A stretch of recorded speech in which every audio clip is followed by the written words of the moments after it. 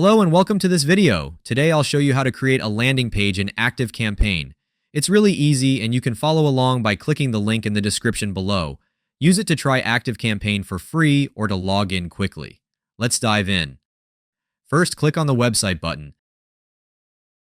Then click on Pages.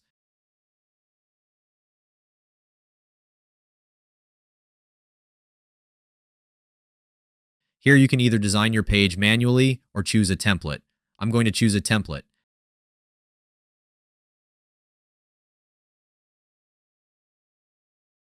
Next, enter a name for your page and click Save.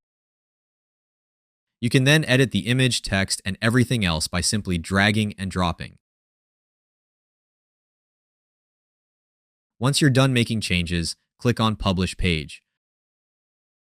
Confirm your page URL and click Publish. And that's it. Your page is live. Thank you for watching. If you found this video helpful, don't forget to like and subscribe for more tutorials. See you in the next video.